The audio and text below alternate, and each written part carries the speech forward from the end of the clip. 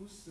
Comme ça a été dit, je suis Patrice Amato, député de Seine-Saint-Denis de la 3e circonscription, qui comprend les 4 communes Noisy-le-Grand, Ticonnu, Neuilly-sur-Marne, Neuilly-Plaisance et Colomiers-sur-Marne. Je suis de la formation politique La République En Marche. Je suis un primo-député, je suis à mon premier mandat électif. Et lorsque j'ai été sollicité par ce projet Diaspora Vote, cela m'a interpellé tout de suite, étant donné que je suis élu d'un département assez cosmopolite, un département fort en immigration. La question du vote de la diaspora a toujours été un sujet d'importance, en ce sens que c'est une partie de la population française qui participe le moins aux élections, qu'elles soient nationales, locales ou européennes.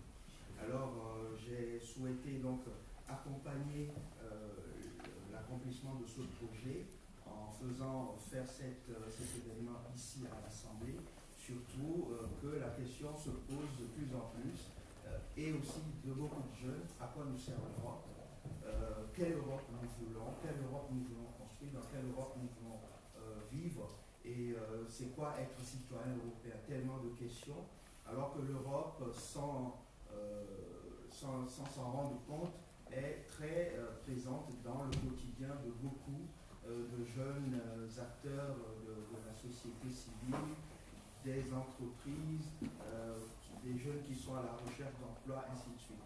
Je ne vais pas épiloguer trop longtemps là-dessus.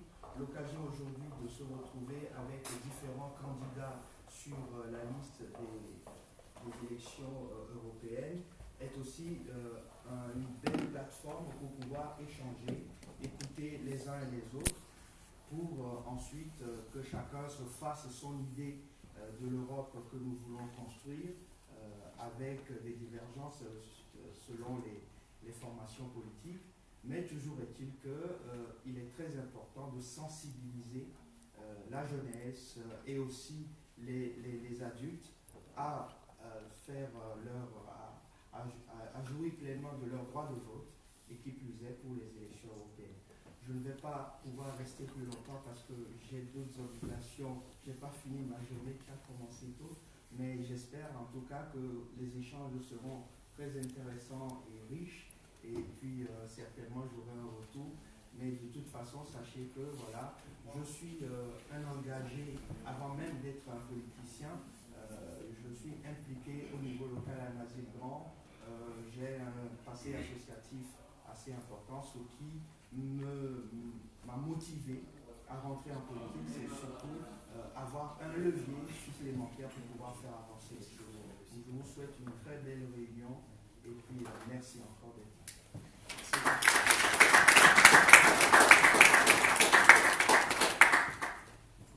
Alors, on va commencer du début, parce que je pense que certains d'entre vous vous disent, mais vous êtes venu à une réunion Diaspora Vote, qu'est-ce que c'est Diaspora Vote, pourquoi Diaspora Vote? Et pour parler de Diaspora Vote, je ne peux pas le faire sans parler de Karim Sahafi, qui était notre co-chair, parce qu'il est décédé en mission le 10 mars dernier, dans l'avion de l'Éthiopie qui s'est écrasé. Et voilà. Donc, Diaspora Vote, c'est aussi c'est un rêve de Karim, c'est un travail qu'on a commencé ensemble. Et en fait, Diaspora Vote, c'est venu d'une exaspération de ma part, sincèrement, parce que je suis à Bruxelles, donc à DIFE, on est une organisation de jeunes qui travaille beaucoup avec les institutions, qui dialogue énormément avec elles. Et dans ces dialogues-là, il y a de la frustration qui est arrivée parce que quand on leur parle de la diaspora, souvent ils ne comprennent pas de quoi on parle, ou alors qu'on leur dise qu'il y a besoin de plus d'intersectionnalité dans l'égalité homme-femme. On me dit mais non, il n'y a pas besoin, c'est pour tout le monde, ça marche pour tout le monde, ça s'applique à tout le monde. Donc cette exaspération-là, et aussi parce que j'avais envie d'essayer de trouver peut-être un autre moyen de dialoguer avec les institutions sans qu'elles se sentent attaquées par moi, parce que je leur demandais. Donc, et quel est le meilleur moyen que élections européennes, les institutions sont beaucoup plus ouvertes, elles veulent vraiment faire tout leur possible pour parler, pour faire qu'on parle de l'Europe, pour que les gens débattent sur l'Europe et s'engagent pour ou contre l'Europe, mais qu'elles aillent voter. Et donc, voilà. Donc, c'est à travers ça qu'on a dit, ben, voilà, on va commencer Diaspora Vote. Donc là, on est à la deuxième partie de Diaspora Vote, parce que la première partie, c'était en décembre dernier. Ce qui s'est passé, c'est qu'on a, formé 10 jeunes de la diaspora, 5 Belges et 5 Français. On aurait pu le faire surtout dans les 28 États, mais bon, il n'y a pas assez d'argent. Donc voilà. On s'est concentré sur mon pays, la France, et ma ville, mon pays d'accueil, la Belgique. Voilà. Ensuite, donc ces 5 jeunes-là sont venus à Bruxelles et on leur a fait vivre la vie bruxelloise, comment ça se passe vraiment par rapport aux institutions. Donc, bon, ils ont fait des trucs normaux, ils ont visité le Parlement européen. Voilà, c'est bien. Mais je pense que ce qui était plus intéressant pour eux, c'est qu'ils avaient une visite privée avec quelqu'un qui travaille au sein du Parlement européen, qui pouvait vraiment répondre à toutes leurs questions. Après ça, ils ont fait une formation bien spécifique en utilisant la directive égalité, qui portait sur ces directives sur les discriminations, contre les discriminations à l'embauche. Et donc nous, on les a expliqué ces directives en vraiment la déconstruction de chaque étape par étape, pour qu'ils comprennent bien comment ça s'est passé. Et ils ont rencontré des personnes de la Commission, des affaires extérieures de l'Union européenne, ils ont rencontré d'autres députés européens. Et donc ça s'est achevé, et donc là on a des ambassadeurs, et de ces ambassadeurs-là, il y en a 2 qui ont décidé de se lancer dans les élections. Donc nous on est très fiers de ça, parce qu'on se dit que on a inspiré un peu leur engouement pour ceci. Et la deuxième chose, c'est que le reste des ambassadeurs vont maintenant, jusqu'à mi-mai, organiser des événements partout entre la Belgique et la France. Donc le 16 avril, on sera à Trappes, où une de nos ambassadrices organise dans sa ville, parce que nous, c'est peer-to-peer learning, on aime ça. On pense que, parce que moi je suis de la diaspora, oui, mais je suis pas de Trappes, donc je peux pas aller parler aux trappistes de quoi que ce soit, c'est pas mon travail. Et l'autre chose qu'on essaie de faire aussi, c'est de sortir les institutions des endroits qu'ils connaissent bien. Donc on amène les institutions à Trappes, donc ils seront là, bien présents, et voilà. Donc voilà, donc j'ai un petit peu expliqué Diaspora Vote, mais on voulait faire un débat avec les candidats parce qu'on trouvait que c'était très important qu'ils puissent s'exprimer à vous, mais que vous puissiez aussi s'exprimer à eux. Voilà.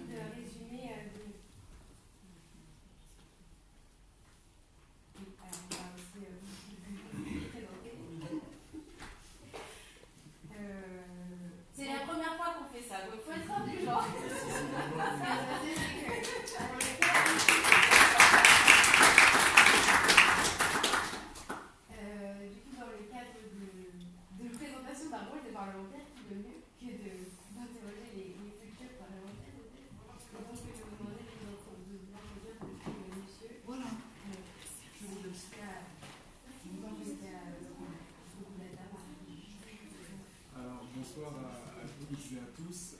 Merci à la DIFE pour cette opportunité. Merci à vous d'être ici. Moi, je m'appelle Arnaud Milly. On vous entend pas. On vous entend. Oui, en plus, c'est lui. D'accord. Je m'appelle Arnaud Milly, j'ai 21 ans et je suis candidat sur la liste Papier, le Parti citoyen européen, aux élections donc, du 26 mai prochain pour le Parlement de l'Union européenne.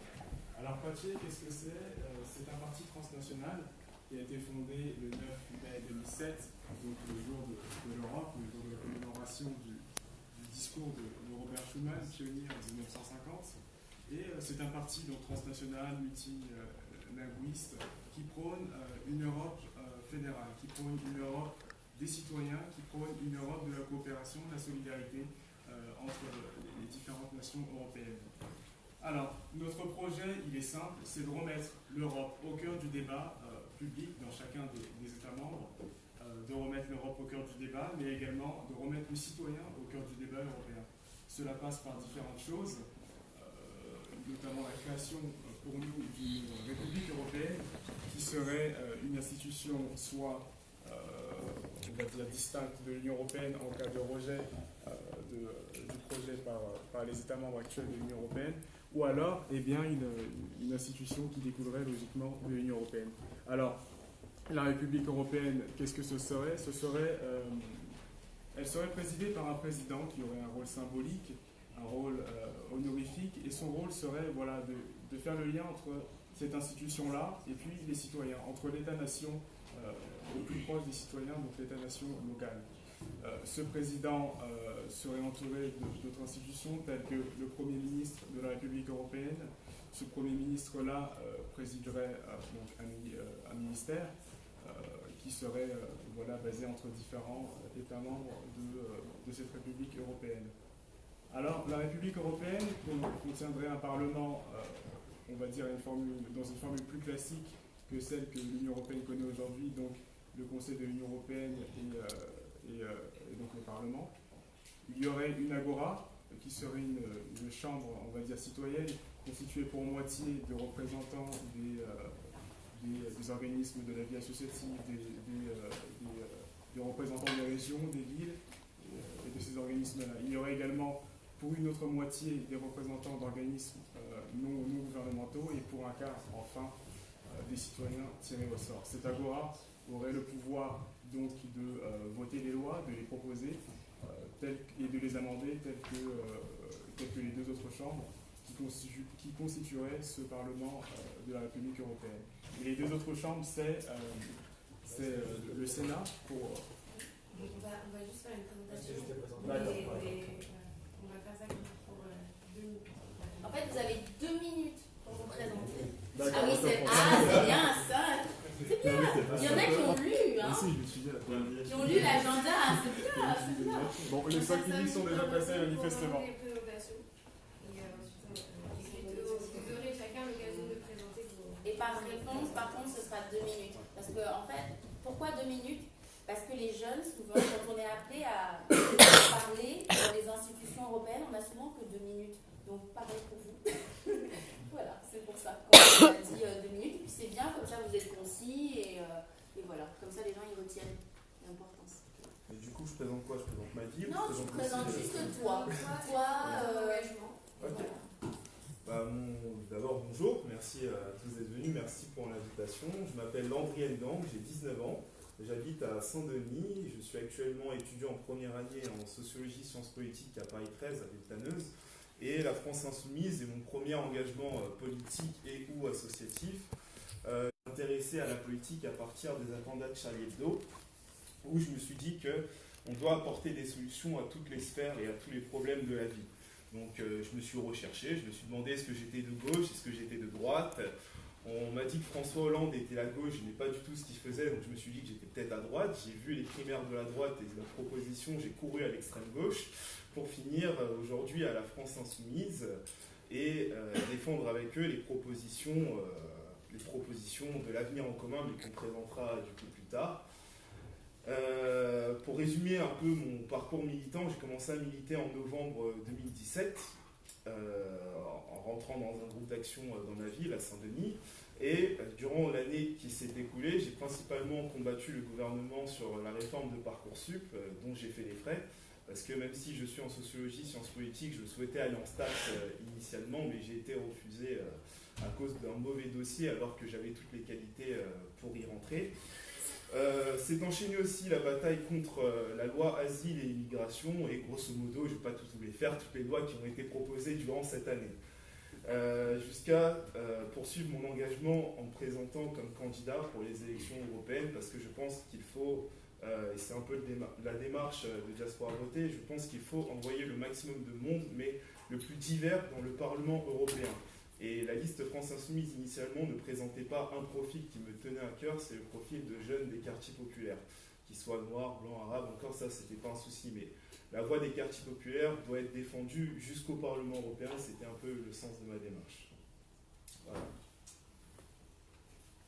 Donc moi c'est Théo Garcia-Badin, je suis co-secrétaire fédéral des jeunes écologistes.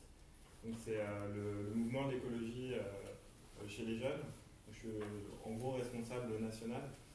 Et donc l'action que j'ai eue cette année, c'était aussi d'être un acteur majeur de la structuration du mouvement de grève pour le climat, avec l'idée que notre futur il se joue aujourd'hui. Donc il faut qu'on agisse dans les 5-10 ans. Et donc on a essayé pendant des mois et des mois, que ce soit par les marches ou par les grèves, donc depuis 6-7 semaines à Bruxelles, encore plus longtemps, de faire bouger les choses. Et les choses ne bougent pas. Il y a même eu des nouveaux reculs depuis. Donc l'idée c'est que moi j'ai voulu intégrer la liste de VT parce que je pense que le combat, quand nous sortir et marcher dans la rue, c'est bien quelques semaines. Et quand ça ne fonctionne pas, il faut bouger les choses. Et je pense qu'on peut le faire notamment au niveau européen sur la question de l'écologie. Et cette question-là, elle est vraiment très très importante puisque si on parle de nourriture, la question du climat est liée à nos systèmes de production de nourriture. Et si on ne se nourrit pas, en fait, on ne vit pas, donc il n'y a rien d'autre. C'est vraiment une question centrale. Et donc j'ai aussi un combat sur tout ce qui est lutte contre les inégalités et aussi tout ce qui est lié à la régulation de la finance, parce que je pense qu'aujourd'hui, on a une énorme menace qui est une nouvelle crise financière en Europe. Et s'il y a cette crise financière qui arrive en Europe, et tous les indicateurs montrent quelle grande chance qu'elle ait lieu, de un, on ne pourra pas financer la transition écologique. Et de deux, ça va encore plus aggraver les inégalités sociales, comme on a vu ce qui s'est passé en 2008, et donc faire monter les extrêmes avec toutes les dérives et les problèmes que ça peut poser. Et dernier point, j'étais très agréablement content d'être invité à ce débat parce que je pense qu'il ne faut pas oublier que si on veut que les gens s'intéressent à nous, il faut voter, il faut participer, prendre place dans l'échiquier politique. Et moi, il y a un truc qui m'interpelle. Donc oui, on est une population qui vote peu et en fait, on est 4 candidats et les 3 listes devant, donc LR, LREM et FM sont absentes. Donc ça montre bien que pour l'instant, on ne les intéresse pas. En fait, il faut faire en sorte qu'on les intéresse. Et pour les intéresser, il y a pas, le plus gros motivateur politique, pour un politique, c'est soit d'être élu, soit d'être réélu. Et il faut faire valoir notre voix. Donc c'est super important de voter. Voilà. Bien, bonsoir à toutes et à tous. Je suis Saïd Benmoufok, porte-parole de Place Publique, que je représente ce soir. Je vous remercie pour votre invitation. Je vais me présenter en 2 mots. Je suis professeur de philosophie depuis des années maintenant, et c'est essentiellement cette expérience d'enseignant en banlieue qui a motivé mon engagement au sein de Place Publique, dont je suis un des cofondateurs. Il se trouve que je viens de la gauche, moi, et je me revendique toujours comme étant quelqu'un de gauche. Je l'assume, et je continuerai de l'assumer. Pourquoi ? Parce que je m'inscris dans une tradition qui a été celle de mon engagement depuis mes premières années de militantisme, c'est-à-dire en gros la tradition de la social-démocratie, de la pensée sociale. Et cette pensée sociale, la social-démocratie, a gouverné l'Europe pendant des années, puis elle a été en recul. Pourquoi ? Parce qu'à mon sens, elle a trahi un certain nombre de ses engagements. Et ces engagements, je pense qu'ils doivent toujours, ils sont toujours d'actualité, ils doivent être reconduits, mais d'une autre manière.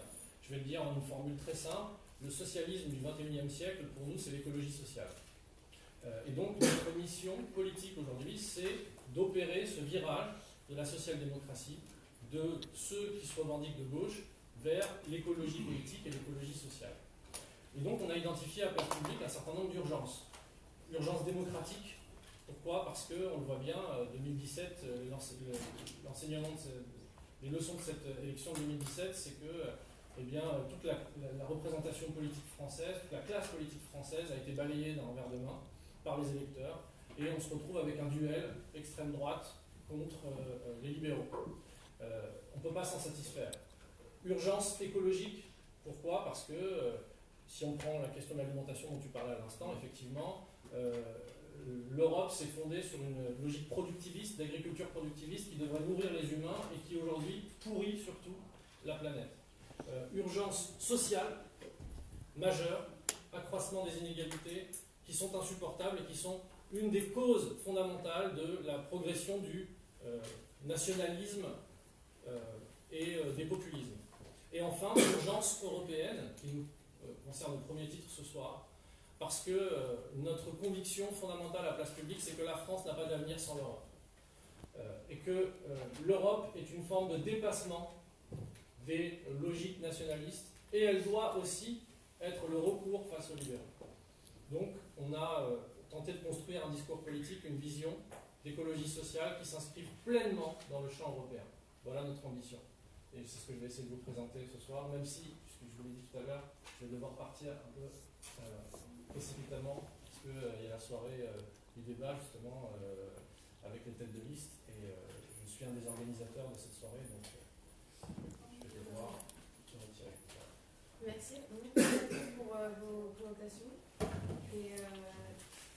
Et donc, sans plus attendre, nous allons passer à cette partie sur laquelle je vais m'arrêter, qui est donc le rôle d'un parlementaire. En fait, l'objectif, ce sera de rappeler quelques éléments de cadre avant de rentrer plus en détail dans les débats et dans les questions, pour que nous soyons tous au même niveau d'information. Voilà, donc quel est le rôle d'un parlementaire? Très rapidement, on va d'abord parler des changements qui vont avoir lieu pour les prochaines élections.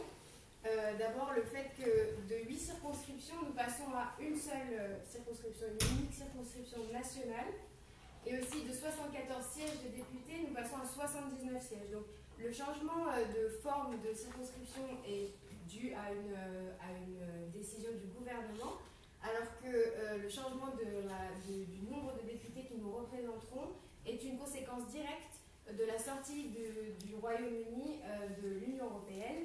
Et donc, la redistribution des sièges qui étaient attribués aux députés anglais du Royaume-Uni à chacun des États membres proportionnellement à leur population.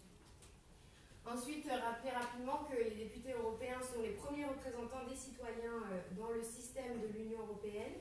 Ils ont un rôle législatif majeur parce qu'ils sont une institution clé dans le processus législatif ordinaire, procédure législative ordinaire, et aussi dans les négociations budgétaires, que ce soit pour le plan de financement, le cadre de financement pluriannuel, ou pour la renégociation du taux de budget, du niveau du budget chaque année alloué dans les différents programmes de l'Union européenne.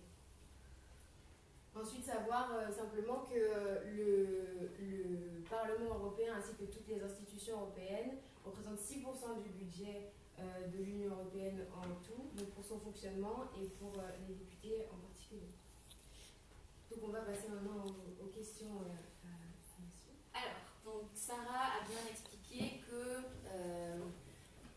les parlementaires sont là pour représenter les citoyens. Donc moi, j'ai une question, c'est dans votre liste, comment est repartie la représentation territoriale? Et pourquoi est-ce que les dom-tom ne sont pas en haut de chaque liste?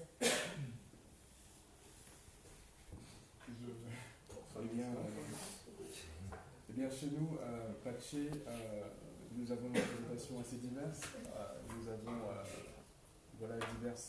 divers genres. Nous avons des femmes, nous avons des hommes sur la liste, nous avons des habitants du sud de la France, plus du Nord. Voilà, on est vraiment divers.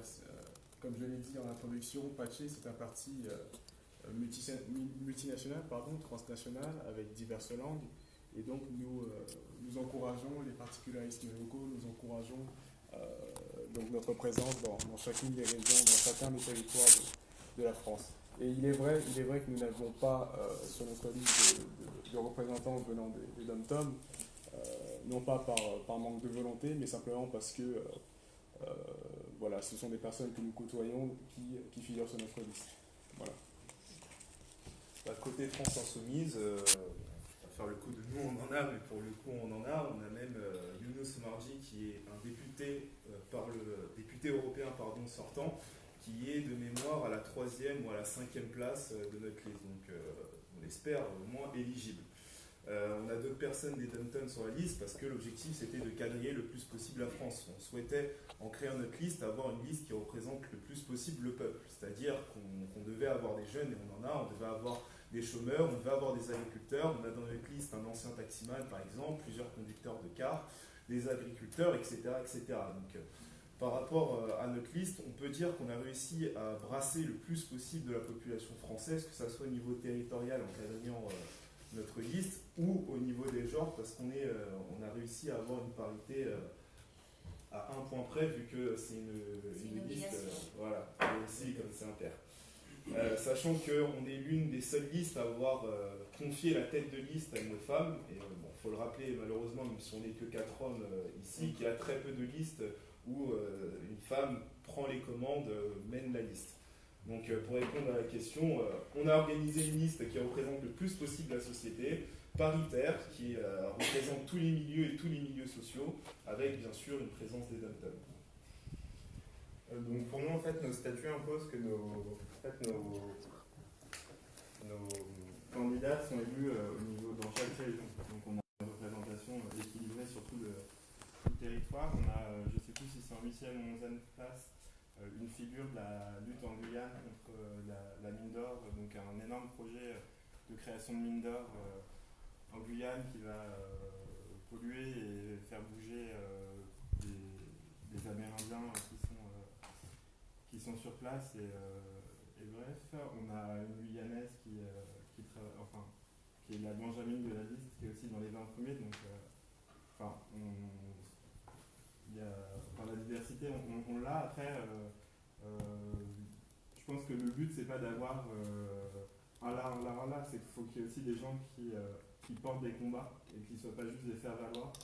Et nous, on a vraiment fait attention à ça. Et pareil, sur la question de la parité, je pense qu'il ne faut pas tomber dans de l'affichage, et je pense ils ne sont pas là, donc ils avaient les absents en tort, mais quand le Front National met un jeune et met en avant le jeune, alors qu'en fait c'est pas lui qui sera vraiment à la tête de la liste, ou qui insufflera des politiques au niveau européen dans son groupe. Donc ça, de l'affichage pour de l'affichage, ça n'a pas d'intérêt. Après, nous, on a vraiment fait en sorte d'avoir une diversité de territoires.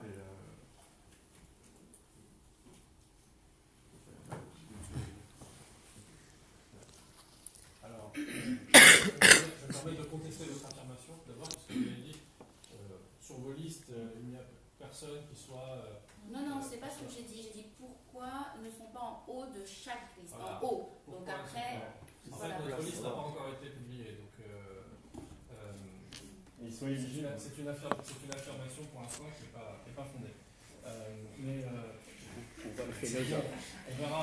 Alors, par contre, là, je veux bien, là, c'est une bonne chose. Donc, on vous a insufflé une idée. Être sûr que le numéro 2 ou 3 soit dom-tom. Ouais, moi, je vais inverser la logique. Et c'est précisément un des travers que j'ai connu dans les engagements passés, dans les organisations politiques, c'est que souvent, on essaie, pour tenter de coller à la société, d'être fidèle à la diversité des visages de la société, on coche des cases. Tiens, est-ce que j'ai telle catégorie? Est-ce que j'ai telle catégorie? Est-ce que j'ai telle catégorie? Je trouve que c'est insupportable. Ça donne pas de cohérence, quoi. Je pense qu'il faut inverser la logique, c'est qu'il faut d'abord identifier des causes à défendre. Et à partir de là, choisir des porteurs de causes. Et c'est exactement ce qu'on essaie de faire à Place Publique.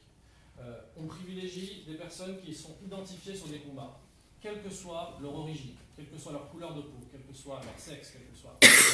C'est pas ça qui compte. Ce qui compte, c'est est-ce qu'on peut avoir confiance, et si on veut redonner de la confiance en la classe politique française, c'est est-ce qu'on peut avoir confiance en cette personne parce qu'elle s'est illustrée sur un combat, et qu'on sait que quand elle sera face à des lobbies au Parlement européen, elle ne lâchera pas. C'est ça qui est important.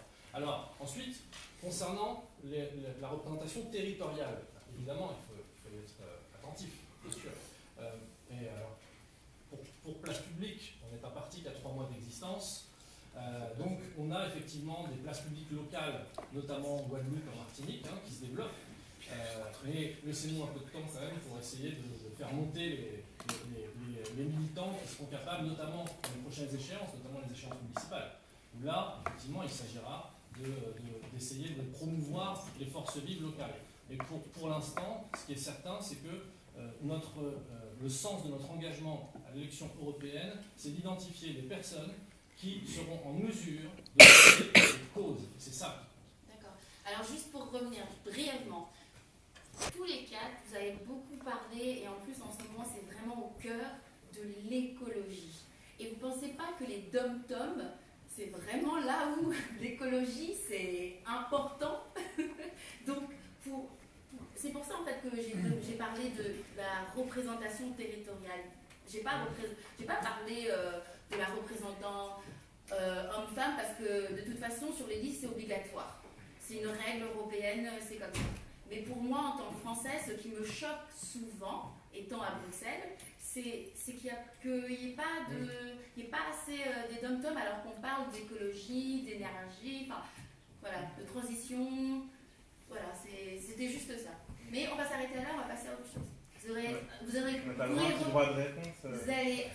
pouvez répondre dans la partie écologie. On n'y est pas encore. Voilà. Donc, après avoir abordé les sujets des représentations, on va parler qui m'intéresse particulièrement, c'est l'emploi des jeunes. Particulièrement parce que nous sommes des organisations qui représentent la jeunesse et que c'est une question la question du chômage touche particulièrement la jeunesse, et en France c'est un des enjeux qui a été soulevé par nos ambassadeurs comme un des enjeux majeurs. Donc on va revenir sur le déroulé qui sera de représenter la situation de la France, la situation dans le cadre européen, puis la situation budgétaire. Donc en France, le programme L'Europe s'engage en France avec le Fonds social européen. Se traduit en plusieurs programmes. D'abord, l'initiative pour l'emploi des jeunes, mais aussi la garantie jeunesse, qui sont 2 programmes européens dont la France est le 3e bénéficiaire, avec 310 millions d'euros, qui sont dédiés à l'emploi des jeunes. L'objectif, donc déclaré par le gouvernement pour cette année, pour le programme 2014-2020, donc le cadre financier européen 2014-2020 dans lequel nous sommes, a été de 325 000 jeunes tournés vers l'emploi grâce à ces programmes et grâce à ces financements. En tout, on parle de 320 millions d'euros parce qu'avec le cumul de l'initiative emploi jeune et de la garantie jeunesse, on a 310 millions et 310,2 de l'autre côté. Quand on va voir les déclarations sur le Fonds social européen en France, on voit que le cadre, la cible des jeunes est large. C'est le terme que je cite, c'est donc large. Voilà quelques thèmes. Ensuite, parler de l'engagement politique de l'Union européenne pour l'emploi des jeunes, qui a commencé en 2008 avec la crise européenne, et qui s'est traduit donc dans ces programmes de financement, mais aussi dans des cadres politiques déclarés par la Commission européenne, déclarés comme un des enjeux du programme Horizon 2020, donc qui sont des objectifs à atteindre pour chaque État membre qui ont été déclarés par la Commission européenne et suivis par le Parlement européen. Donc on a des incitations financières et politiques et qui se traduisent aussi en chiffres précis, pas seulement pour la France, mais aussi avec le programme Erasmus, qui est une des plus grandes réussites de l'Union européenne face à la question de la jeunesse, parce que, étonnamment, ou non en fait, quand on parle Erasmus, on parle aussi intégration sur le marché de l'emploi. Donc aujourd'hui, sur 14,774 milliards pour le cadre financier 2014-2020, on a 1,68 milliard qui sont dédiés au programme Erasmus, et un objectif aussi déclaré par le Parlement européen, mais à suivre, d'une augmentation de ce budget de 10 milliards d'euros. Et c'est la première fois aussi qu'on parle pour le programme Erasmus d'un enjeu et d'une ambition d'inclusion et de diversité dans les jeunes qui sont ciblés par le programme. Une inclusion en termes social, en termes de situation de handicap, en termes économiques, en termes de parcours universitaire ou non d'ailleurs, en termes de parcours scolaire. Donc voilà, c'est un des objectifs pour 2020 et pour le prochain cadre de financement européen, mais comment le faire suivre et comment aussi répondre, comment interpréter du coup les 320 millions qui ont été dédiés à cette question-là et qui semblent peu traduits dans les faits. Donc, comme Sarah vient juste de l'expliquer, Erasmus, c'est vraiment le cheval de bataille de l'Union, c'est sa plus belle réussite. Et donc, elle l'utilise énormément et elle l'a ouvert. Parce qu'au début, Erasmus, tout le monde pense Erasmus juste l'auberge espagnole, on voyage, on est des échanges, mais c'est devenu beaucoup plus que ça. Maintenant, c'est des professionnels aussi qui peuvent faire des échanges, des entrepreneurs. C'est vraiment du volontariat. Et donc là, il y a eu le 28 mars dernier, le Parlement a adopté une résolution. Et donc, comme l'expliquait Sarah, cette résolution-là privilégie l'accès aux personnes les plus fragiles. Donc, l'Union européenne, elle a identifié, elle n'avait pas, parce que dans la proposition de la Commission, c'était pas mis. C'est le Parlement européen qui a rajouté cette spécificité-là, que ça serait vraiment focalisé sur les personnes les plus fragiles. Donc, et de plus, le Parlement a augmenté l'enveloppe du programme de 10 milliards. Donc maintenant, ils ont voté que ça devrait être à 40 milliards. Ça passe de 15 à 30. C'est ça ? Ok. Mais ça, c'était la proposition de la Commission. Le Parlement, il le fait passer à 45. Donc à 10 milliards de plus. Par rapport à la proposition Ouais. Ah bon ? Ouais. Je peux vous envoyer le document. Pas de souci. Donc moi, ma question pour vous, c'est de savoir si vous pensez que cette augmentation budgétaire se justifie, et surtout au vu du Brexit, parce que la Commission, au vu du Brexit, a proposé de réduire l'enveloppe de la politique agricole ainsi que de la politique de cohésion sociale. Alors, est-ce qu'on déshabille Pierre pour habiller Paul ? Alors, cette augmentation est très judicieuse car elle permet justement une cohésion sociale, elle permet aux jeunes de chaque État membre de se rencontrer, de se connaître, de créer une véritable culture, de créer une véritable cohésion européenne. Et c'est ce qui fait défaut à l'Union européenne aujourd'hui. C'est la raison pour laquelle on ne parle que si peu de l'Union européenne, c'est la raison pour laquelle il y a autant d'abstention. Si l'on permet à nos jeunes de se rencontrer entre eux, si l'on permet à nos jeunes de parler différentes langues, si on permet à nos jeunes d'aller travailler dans des pays, d'autres pays membres, eh bien, le taux de chômage pour les jeunes non seulement diminuera par justement cette flexibilité, cette possibilité de travailler ailleurs, de s'échanger, d'apprendre des connaissances.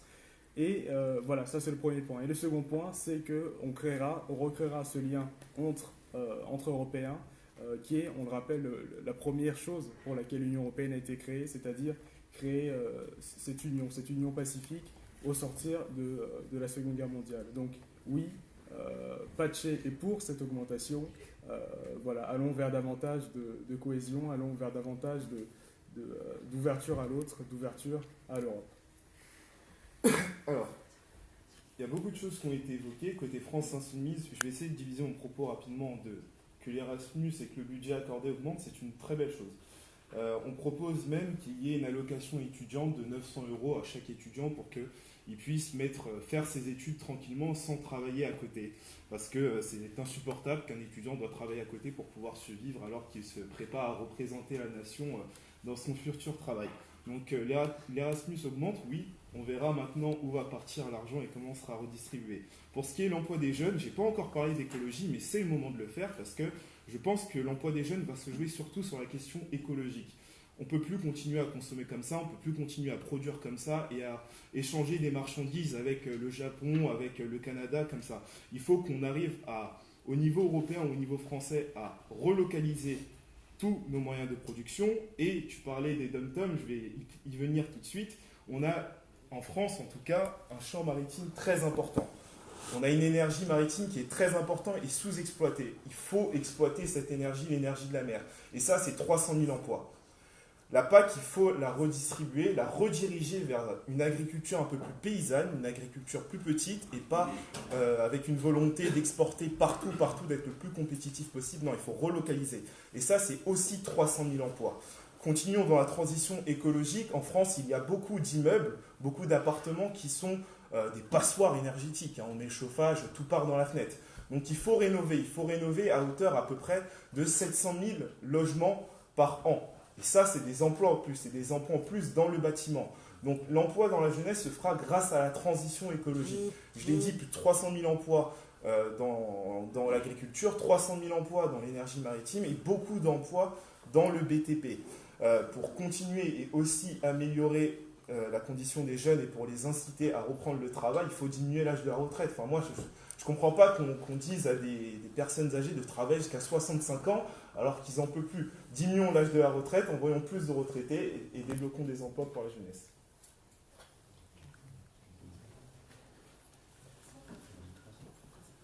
Du coup, j'enchaîne. Sur la question des habillés Paul, pour habiller, je ne sais plus quelle est l'expression d'ailleurs. En fait, je pense que déjà, il y a un problème, c'est que... Ouais, C'était le cas. La question, c'est que déjà, le budget de l'Union européenne, il faut l'augmenter. Aujourd'hui, c'est la moitié du budget de la France pour 28 pays ou 27 si le Royaume-Uni sort de l'Union européenne. Donc il faut se poser la question, comment on fait pour augmenter ce budget? Il faut l'augmenter. Nous, on propose notamment de taxer les transactions financières. Sur la question de l'emploi, aujourd'hui, c'est super Erasmus et tout, ça nous permet d'aller dans d'autres pays et de trouver un emploi dans d'autres pays. Enfin, la réalité, c'est qu'en Espagne, il y a 56% de chômage. Moi, j'ai vécu, et chez les moins de 25 ans, c'est l'horreur. En Italie, pareil. Donc, il y a une vraie question de comment créer de l'emploi. Et la transition écologique, en France, c'est à peu près entre 1 et 3 millions d'emplois, fourchette large, en fonction de ce qu'on veut changer avec la transition écolo, mettez pas mal de revenus dessus, donc je ne vais pas répéter le propos. Et puis il y a aussi la précarisation de la jeunesse, parce qu'aujourd'hui, avec l'Europe très libérale et tout, on est sur des emplois qui sont de plus en plus précaires.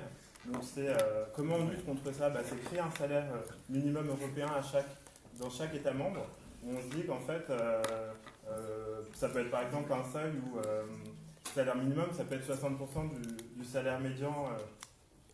Dans chaque pays, ça permet notamment de lutter contre le dumping social, de créer un revenu minimum européen qui est assuré à chaque Européen. Et puis, nous, on propose aussi, puisque les politiques d'aujourd'hui, elles construisent demain, de donner le droit de vote dès 16 ans. C'est un combat qu'on a. Créer de l'emploi, il y a aussi un autre truc, c'est qu'en fait, nos emplois, il y a beaucoup d'emplois qui vont de toute façon disparaître parce qu'il y a la question de la robotisation. Donc qu'est-ce qu'on fait par rapport à ça? Et bien on diminue aussi le temps de travail et nous, c'est un combat qu'on a parce qu'en fait, on fait des années d'études, après on travaille 40 ans, après on a la retraite et on est fatigué. Donc moi j'estime qu'on vient aussi sur Terre pour vivre, quoi. Donc pour avoir du temps pour vivre, il faut baisser le temps de travail et ça crée de l'emploi. Voilà. Je ne vais pas répéter ce qui a été dit là, parce que j'en pense de même. en fait, ça confirme simplement que ce qu'on dit à place publique, en fait, à gauche, en gros, même si tout le monde n'est pas forcément de gauche ici, mais à gauche, on dit tous la même chose et on part tous divisés. Donc il y a une espèce d'incohérence là-dessus qui est ici à l'œuvre. Alors, nous, on a une proposition, puisque la question de l'emploi des jeunes, elle ne peut pas se poser indépendamment d'autres paramètres. On ne peut pas, même s'il y a une réalité de la jeunesse, évidemment, on sait, le taux de chômage est plus important. En France, notamment, c'est criant. Ça tient à des raisons qui sont systémiques en France, liées à la formation des jeunes, par exemple la dévalorisation de l'apprentissage. On est dans un pays cartésien, et donc, contrairement à l'Allemagne, quand on envoie des gamins faire dans des formations professionnalisantes, on sait qu'il y a un emploi à la clé, de fixer des objectifs, simplement.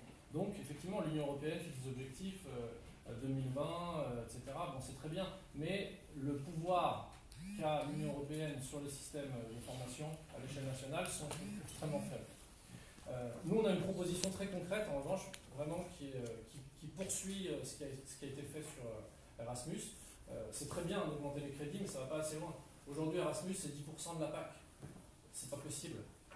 Parce qu'on sait qu'un euro investi dans la jeunesse, c'est bien plus rentable à long terme qu'un euro investi dans n'importe quel autre domaine. Donc, il faut très largement renforcer ce dispositif. Et donc, nous, on propose un service civique, parcours éducatif européen, service civique européen, qui pourrait se partager en deux étapes.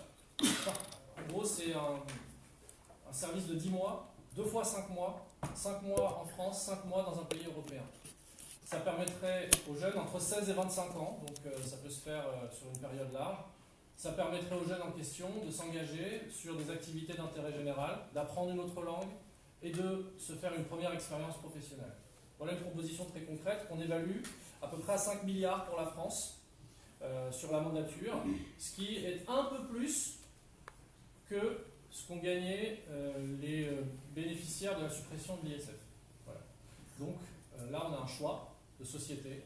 On investit pour des centaines de milliers de jeunes ou on fait un cadeau fiscal à ceux qui bénéficient de la suppression de l'ISF. Merci beaucoup. On n'a pas le temps parce que sinon j'aurais dit quelque chose, mais... Vas-y, rapide. En fait, c'est sur votre dernière proposition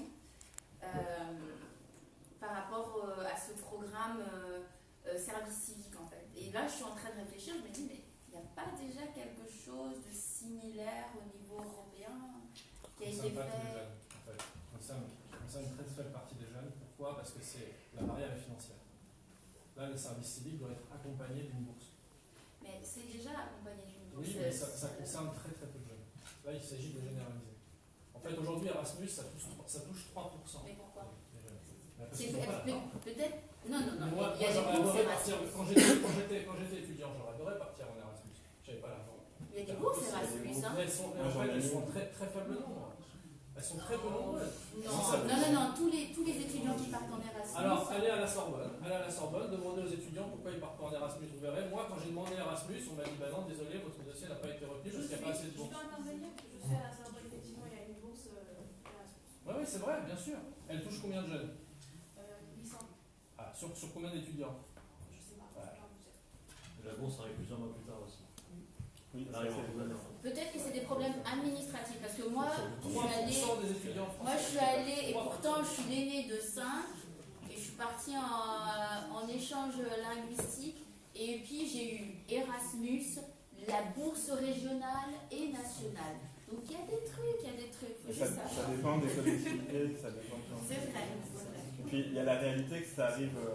Moi j'ai été en Erasmus en Espagne et en Italie, donc sur plus d'un an, et en fait j'ai tout eu une fois que je suis revenu en France, donc j'ai dû faire un emprunt. Non, mais après, il y a peut-être des coûts administratifs à améliorer. Ouais, non, mais il y a des barrières à l'entrée qui sont terribles, et notamment la barrière monétaire.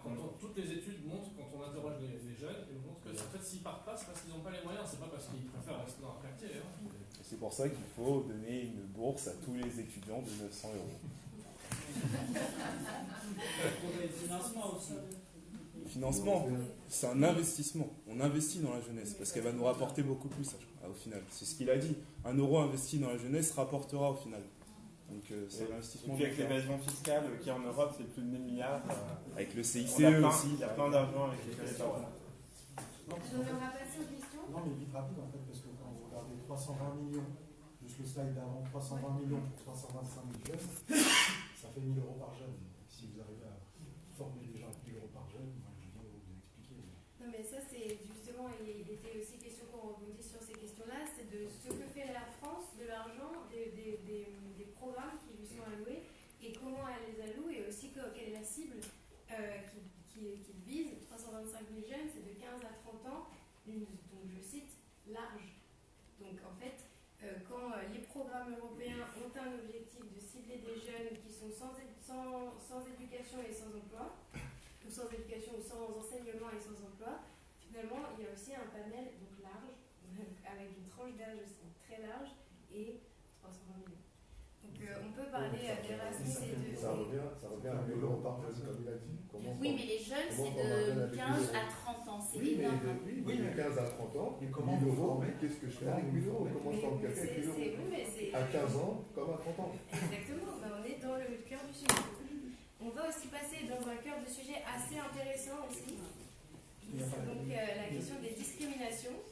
En fait, on va juste passer aux questions après, si ça ne dérange pas, comme ça on peut... C'était une question en fait, que vous n'avez pas répondu.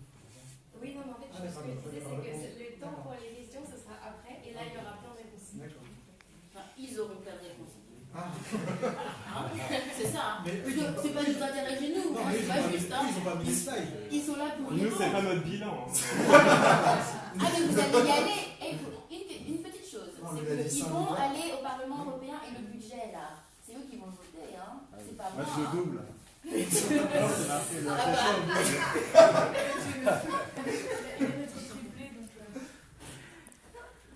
Donc voilà, on pourra même discuter après de ces questions de budget qui sont toujours très vives. Alors, La question la plus importante, cette partie. la question de la discrimination. Donc en fait, là particulièrement, je mets l'exemple de la Minute Européenne.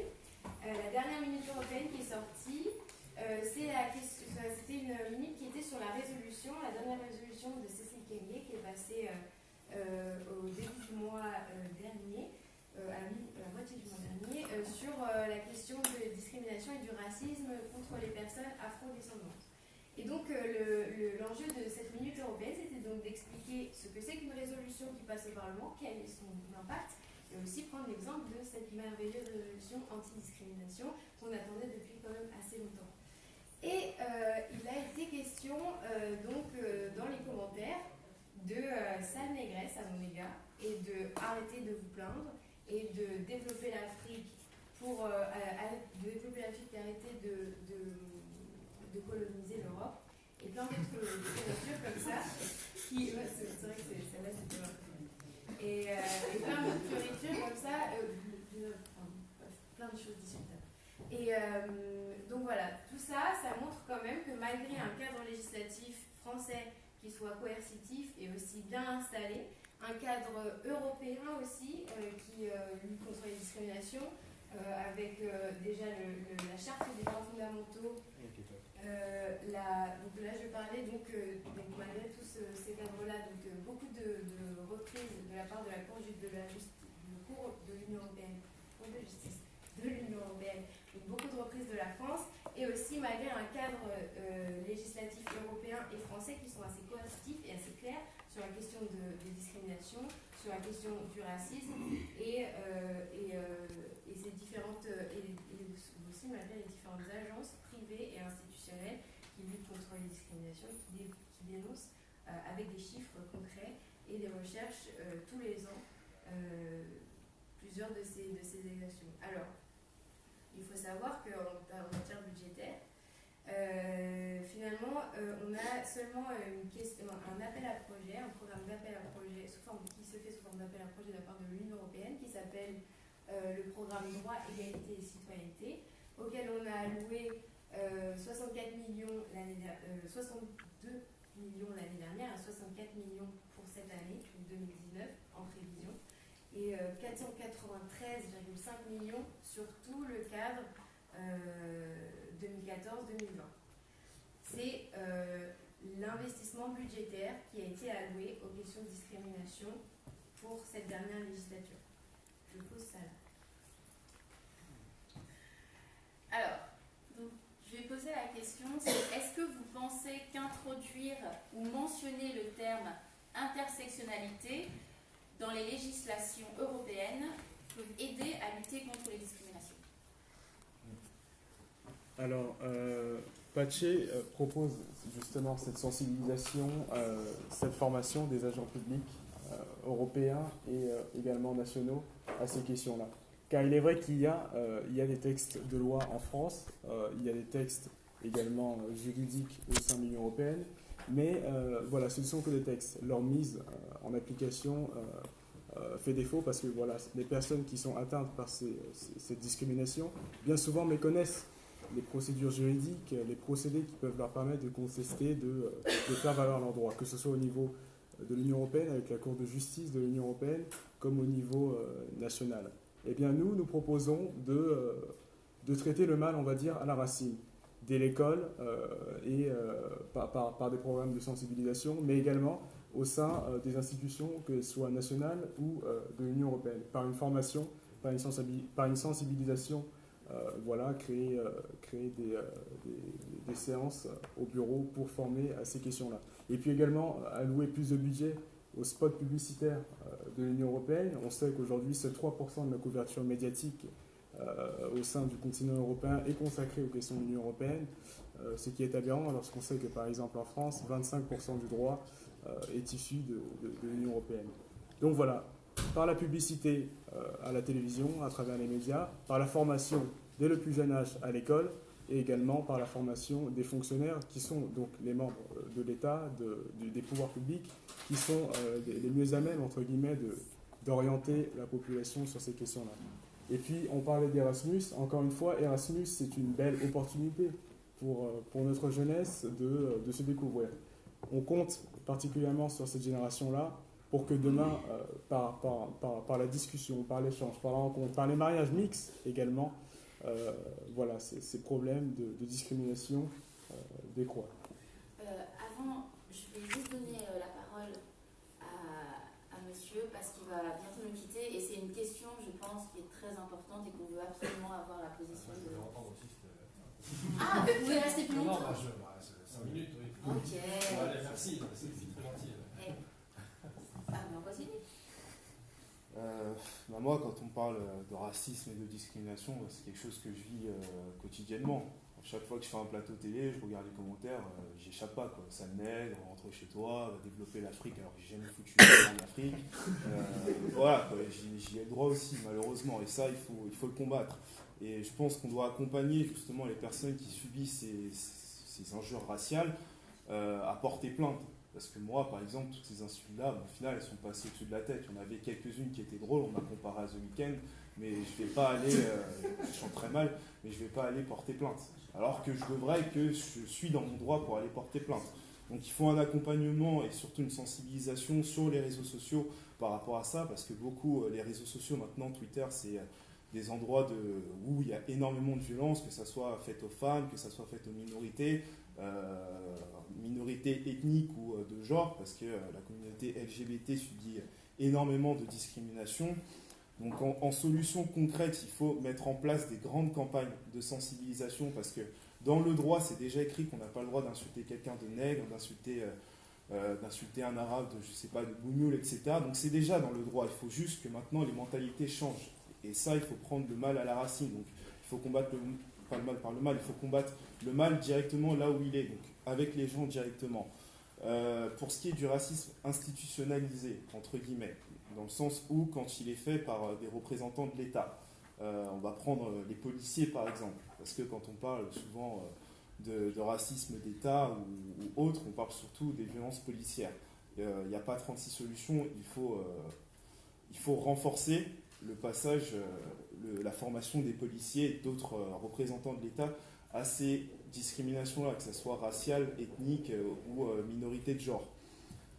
Pour ce qui est de l'intersectionnalité, donc le côté où on cumule plusieurs torts, entre guillemets, donc par exemple être une femme et être noire, donc subir le sexisme et en plus subir le racisme, c'est pareil, il faut continuer à parler avec les gens, à faire des grandes campagnes publicitaires et à faire changer les mentalités, parce que les mentalités doivent changer.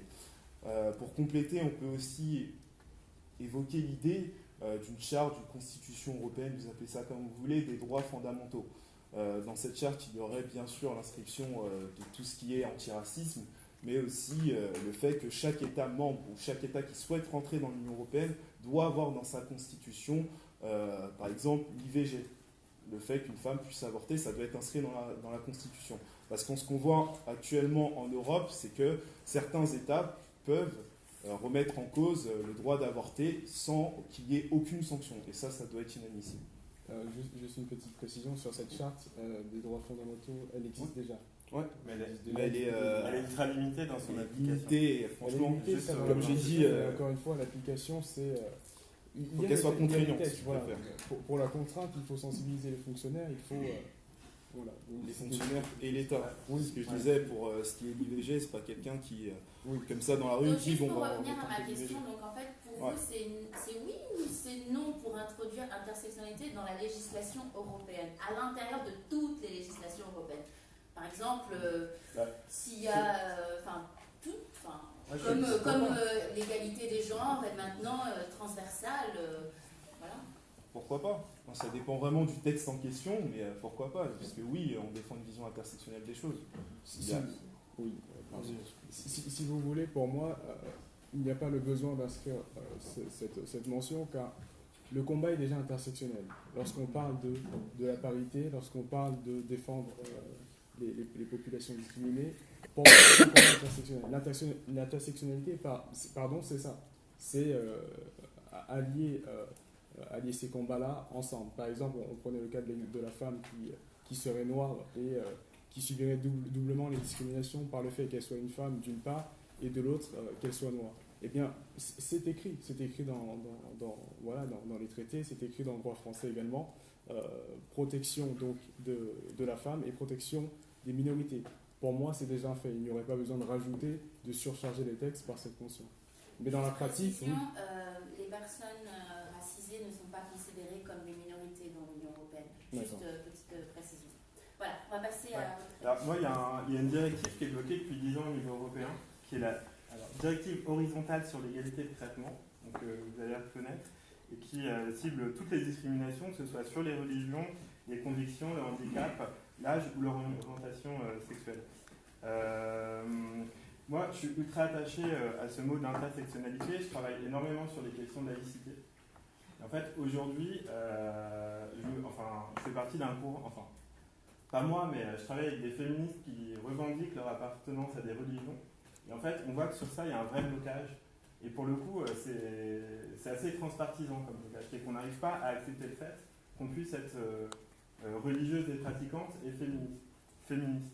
Je dis ça parce qu'en fait, pour moi, il y a aussi sur la question des discriminations, il y a un énorme combat à porter au niveau européen contre l'extrême droite, mais contre la droite aujourd'hui qui se réapproprie ce truc-là. C'est la fausse guerre de civilisation. On essaye de nous faire croire qu'il y a une Europe qui est blanche et chrétienne depuis toujours, qui se fait envahir et qui est menacée par l'ennemi. Alors là, c'est toutes les couleurs, hein, et l'islam en particulier qui est visé. Et pour moi, c'est un vrai combat qu'il faut faire. Et ce qu'on est en train de voir, c'est que le changement du Front National sur la question de l'Europe montre qu'en fait, il y a la convergence entre tous les populistes et tous les extrêmes droites européennes sur cette question-là, c'est-à-dire qu'ils font plus peur, ils ne proposent pas de plus quitter l'Union européenne, mais ils veulent faire une sorte de grande forteresse européenne et tout. Et moi, je suis sûr que, je suis aussi ultra attaché à la question du traitement des migrants, et je pense que si dans la Méditerranée, c'était des blancs qui mouraient, il y aurait bien longtemps que les gens auraient réagi, et le fait que ce soit des Noirs et des Arabes, on s'en fout, et pire encore, on l'utilise comme moyen de dissuader les gens à venir en Europe. Voilà, donc j'ai pas trop, j'ai été loin, mais c'était pas dans les questions posées, et je tenais à le réaffirmer, parce que c'est un combat personnel. Alors, très directement sur la question de l'intersectionnalité. Je pense que c'est un concept militant qui n'a pas encore trouvé de définition précise, de telle sorte qu'on puisse s'inscrire dans un cadre législatif.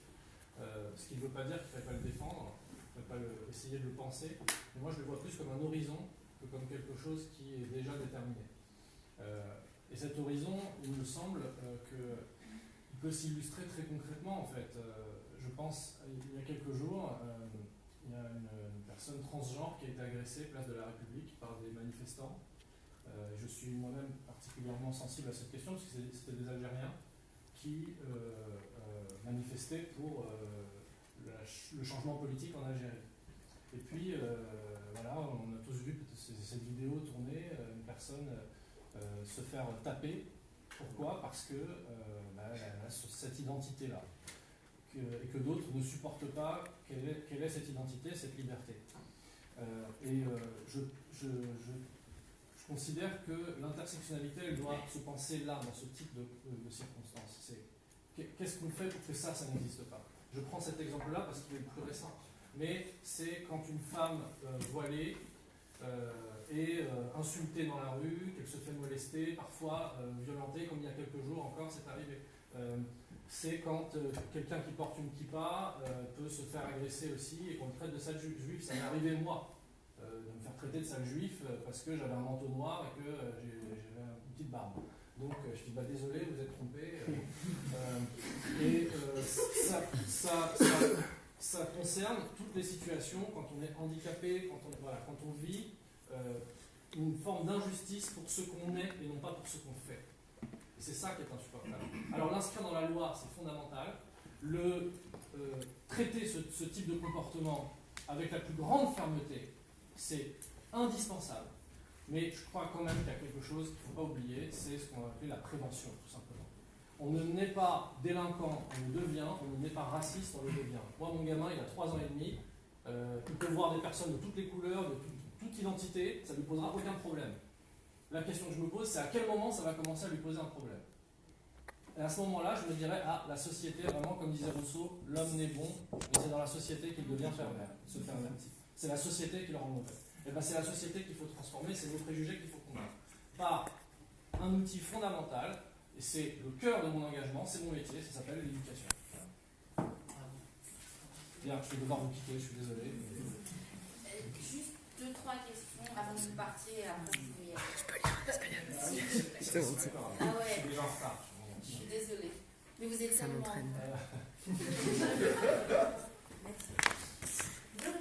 Vous avez une question? Place publique. Place publique. Vous êtes déjà formé ou pas? Parce que j'ai ça fait 3 mois que vous êtes formé, c'est ça? C'est ça, oui. Tout à fait. Il y a même des années. Oui, Parti Socialiste. Et une nouvelle donne. Ah, vous faites partie du... On a une coalition, en fait. Une candidature de coalition européenne. Nouvelle donne, Parti Socialiste, Place publique. Question? C'est juste,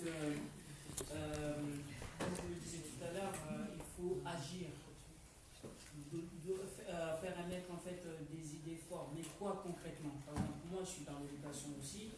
Il m'est arrivé de faire le Père Noël. Moi personnellement, au départ ça m'a choqué. Je me suis dit tiens, pourquoi pas? Et les gamins, effectivement, c'était en maternelle, ils ne se rendaient pas compte. Ils disaient ah c'était le Père Noël. J'avais pas de gants.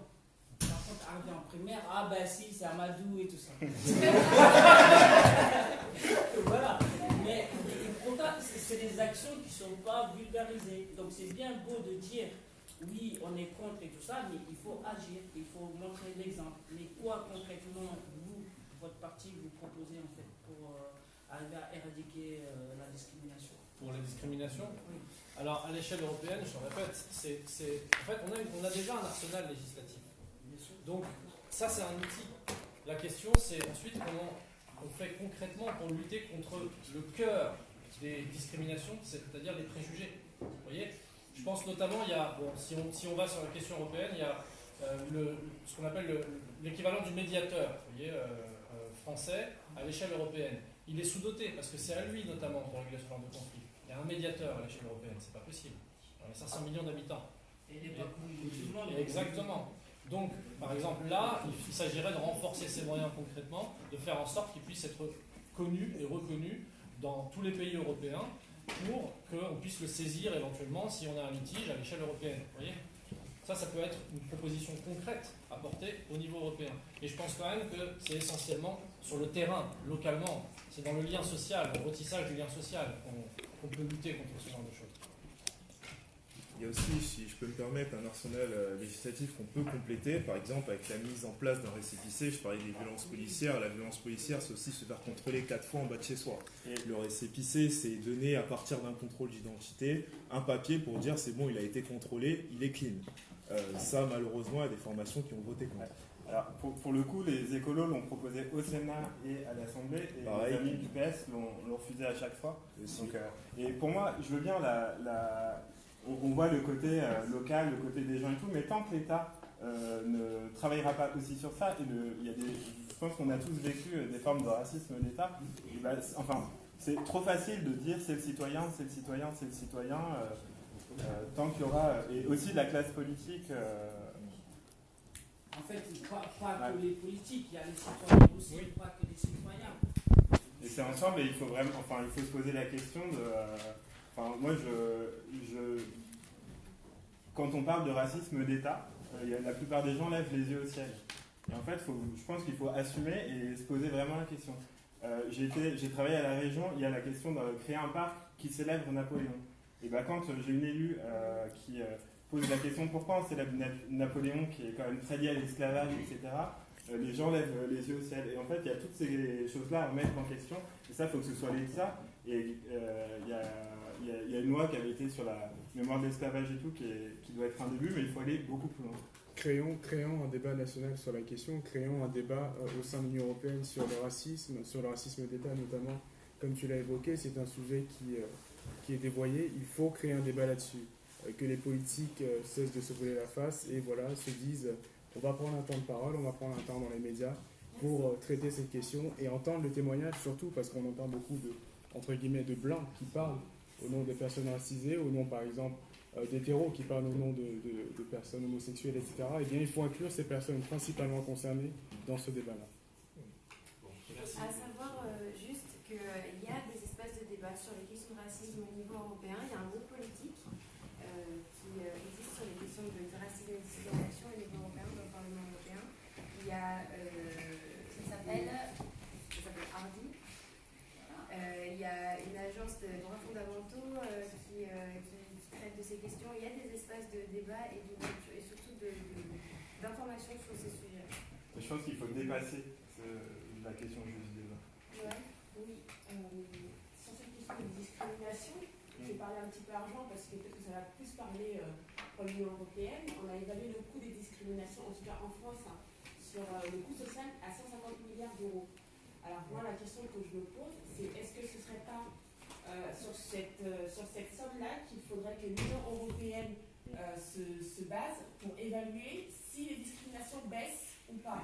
Est-ce qu'il n'y aurait pas une veille? Est-ce qu'on ne pourrait pas, je ne sais pas, moi je pose la question comme ça, mais est-ce qu'on ne pourrait pas faire une veille au niveau de cette somme et voir si, en France par exemple, je ne sais pas, dans 3 ans, dans 4 ans, on passe à 100 milliards au lieu de 150 milliards, et à ce moment-là, on pourrait évaluer que les discriminations ont baissé en France, parce que les discriminations, elles sont bien sûr sur le genre de nos femmes, et puis sur la race, beaucoup. Les discriminations, elles portent sur l'emploi, sur le logement, et voilà.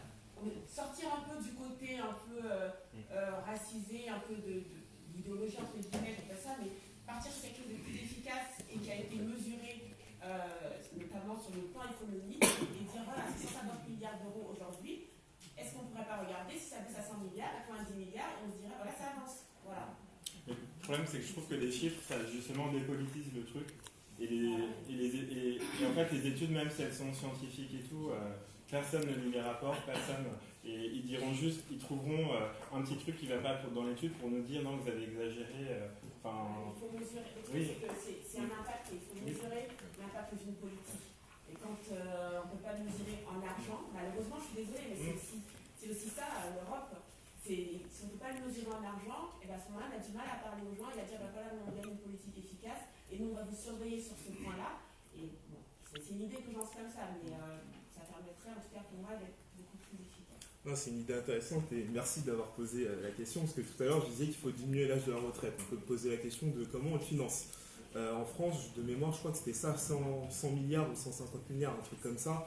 Le coût des discriminations, et là, c'est uniquement femmes et hommes. Comme les femmes sont beaucoup moins payées, à peu près 18% de moins que les hommes, c'est des cotisations en moins. Si on arrive à la parfaite égalité de salaire entre les hommes et les femmes, le surplus de cotisations amené par les femmes vont permettre justement de payer toutes les retraites à taux plein à partir de 62 ans. Donc oui, il faut qu'on s'inspire, pourquoi pas, de cet indicateur, femmes-hommes, et on arrivera de manière simple, on passe la retraite à 62 ans, et on voit si on arrive à financer ou pas. Elle pose la question pour lui. Moi, je trouve pas qu'elle pose la question pour lui. Et ce sont... Moi, j'entends parler de racisme et je vous entends parler, vous êtes des hommes politiques et je trouve ça toujours tellement vago de dire on va faire telle loi, on va faire telle loi. Mais il y a une chose qu'il faut comprendre, on peut faire toutes les lois qu'on veut, tant qu'on n'éduque pas les gens, ça ne changera rien. Déjà en France, on parle de l'Europe qui est encore loin. Déjà en France, quand on voit le comportement des hommes politiques, des médias premièrement, et que personne n'en parle, la façon qu'ils ont de traiter les sujets qui concernent certains, les Noirs, les Arabes. Déjà, on n'est pas traité de la même façon au niveau média, qui a une grosse, on va dire, que tout le monde regarde. Donc, faire passer des publicités de l'Europe en disant, il y en a sur le foot, hein, stop au racisme, stop au racisme. À chaque fois, ça me fait rire toutes ces pubs, en fait. Et donc, on nous parle de loi, il faut aller porter plainte, personne ne va le faire. On sait très bien, déjà, on n'a pas que ça à faire. Et en plus, et qui va nous recevoir pour aller porter plainte? C'est les personnes aussi, des fois, comme la police, qui eux-mêmes pensent qu'on est des salles noires ou des salles ceci. Donc, en fait, on fait des lois, on passe du temps à faire des commissions, tout ça, je pense que c'est de l'argent. Après, au niveau de l'Europe, comment voulez-vous qu'il y a des pays où il n'y a même pas de, excusez-moi, qui ne sont pas du tout concernés par rapport il n'y a pas du tout, où ils ne connaissent pas de Noirs ou des Arabes, ainsi de suite. Et là, il y en a plus. Excusez-moi, s'il vous plaît, juste en France, il y a 4 ans, je suis partie dans un village. Je suis parti au Vaucluse, on était deux. Excusez-moi, s'il vous plaît. Je finis juste en France. Je suis partie dans un village en 89. Ils n'avaient jamais vu de noir. La Gobeletière. Donc arrêtez de dire il y en a partout. Il n'y en a pas partout. Non, mais tu parlais de pays, en fait, non, mais on n'avait pas compris. Je vous explique simplement, c'est une question d'éducation. Quand on regarde les programmes de l'éducation nationale, excusez-moi, est-ce que même au niveau de l'esclavage. Donc, non, mais je peux y répondre. Je pense que les lois, c'est bien. Ce serait bien qu'elles concernent, encore le monsieur l'a dit avant de partir, vraiment l'éducation. Et là, au niveau de l'éducation nationale, on n'en parle pas assez. Qu'est-ce qui se fait au niveau de l'éducation nationale? Quand on a des profs qui ont peur des élèves parce qu'ils viennent de loin et qu'ils ont entendu que les grands noirs, ça peut taper très fort, il y a un problème. Donc, tout ça, c'est des formes, c'est tous ces racismes. Ce racisme-là, sans obligatoirement dire ça noir, c'est un seul. Donc, à part le fait que vous proposez de faire des lois concrètement pratiques, enfin. Alors, ils sont candidats à devenir parlementaires. Et l'objet numéro 1, c'est de faire des lois. Et il y a d'autres choses qu'ils peuvent faire. Donc, à l'intérieur du Parlement européen, comme Sarah l'a mentionné, il y a un groupe, un sous-groupe qui s'appelle Hardy. Et Hardy fait beaucoup de travail. Et c'est une initiative qui a été mise en place par des parlementaires et qui travaillent sur le terrain avec des organisations locales. La résolution de Cécile, c'est aussi un... Vous ne vous en rendez pas compte maintenant, je vous invite tous à aller la lire. Cette résolution-là, ça demande de l'action, mais pas l'action de n'importe qui. Je crois qu'ils ont une réponse. Oui, pour vous répondre, madame, je crois que nous sommes tous d'accord ici pour dire qu'aucun de nous propose d'adopter de nouveaux textes juridiques. Les textes sont là. Maintenant, concrètement, comme vous l'avez dit, c'est la question de leur mise en œuvre. Effectivement, il faut éduquer, et ça, chacun d'entre nous l'a rappelé, la formation, que ce soit à l'école, donc l'éducation plus proche des enfants à la racine, comme au sein des institutions, au sein de l'État et au sein des institutions européennes également. Il y a des pratiques très concrètes qu'on pourrait mettre en place, car le racisme, la discrimination, etc., qu'est-ce que c'est? C'est la peur de l'autre.